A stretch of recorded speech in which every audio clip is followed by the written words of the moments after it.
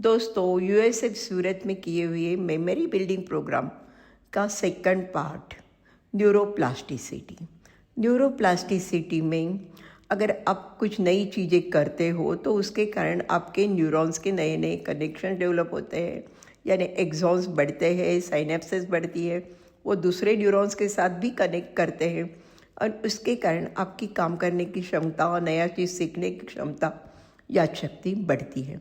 उसके बारे में हम देखते हैं। अब मैं आपको ये ढंग से पढ़ने का क्यों बोल रही हूँ, स्प्लिट करके पढ़ो, बाद में स्पीड बढ़ेगा। क्यों बढ़ेगा? उसके पीछे भी प्रिंसिपल है, उसको बोलते हैं न्यूरोप्लास्टिसिटी। आपके दिमाग में जैसे मैंने बताया कि इतने सारे न्यूरॉन्स हैं, अब ये जब कुछ भी आपको कुछ पहले जब 6 इमीडिएट मेमोरी 6 नंबर बताए, वो थोड़ा सा न्यूरोट्रांसमीटर यहाँ पे रिलीज हुआ है, बराबर है। फिर शॉर्ट टर्म मेमोरी में उससे ज़्यादा कोई ध्यान में रखने की कोशिश की तो यहाँ पे और ज़्यादा हो गया।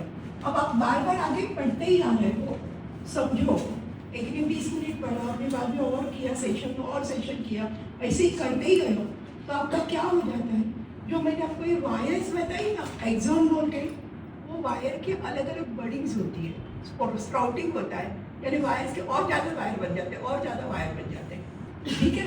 तो अपने आपको हाँ ये चीज़ पहले मालूम नहीं थी, पर अब पता है।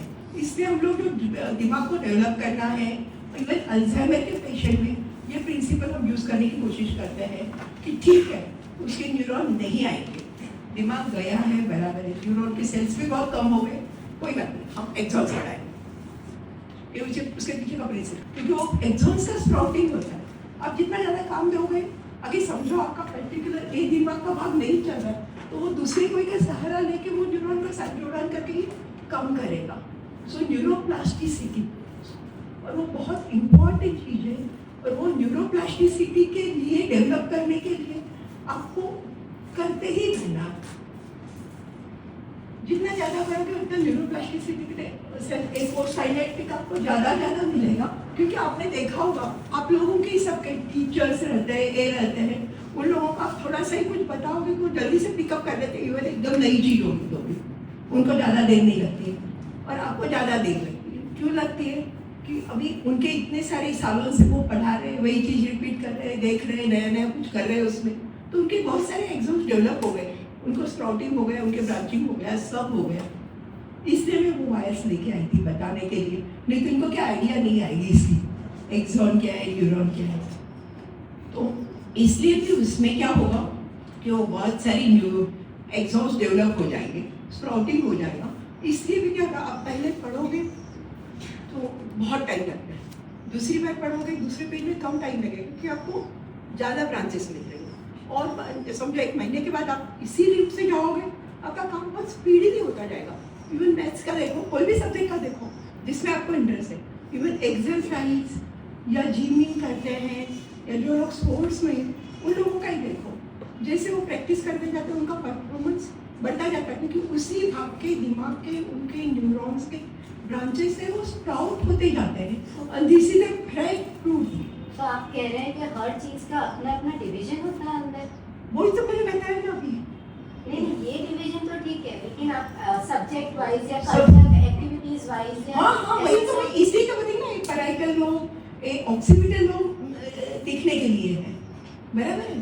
पैराइटल लोब सेंसरी है, आपने जो टेस्ट किया वो टेस्ट का जो जाएगा वो पैराइटल लोब के पर्टिकुलर भाग में जाएगा, और आपका स्मेल जो है इधर नाक का भाग आता है, उसके नीचे जो फ्रंटल गायरस है नीचे, उसमें जाता है। तो वो अनको जाते भी बराबर ऐसे नहीं है, आँख का बराबर इधर ही है, कान का इधर ही है, भगवान ने ऐसे नहीं किया है कि आपकी नली इधर है और इसकी इधर, वो न्यूरॉन्स का कनेक्शन भी वैसे ही किया गया। तो वो न्यूरॉन्स बस एक बार न्यूरॉन गया तो हो गए, इससे काफ़ी बार इंजरी होती है, होता है, बहुत ज़्यादा डैमेज होता है, तो भी हम लोगों को फिजियोथेरेपी दफा हो गया, इतना पार्ट गया, कोई बात नहीं, फिजियोथेरेपी करो करो करो, दूसरे न्यूरॉन जुड़ जाए, न्यूरॉन नहीं जुड़ेंगे, दूसरे न्यूरॉन के कनेक्शन जुड़ के उनमें फायदा होना शुरू हो जाएगा, और वही प्रिंसिपल अपने को मेमोरी डेवलपमेंट में यूज़ करना है, ठीक है। न्यूरोप्लास्टिसिटी का यूज़ आप किसी भी उम्र में कर सकते हो और खुद को एक्टिव रख सकते हो।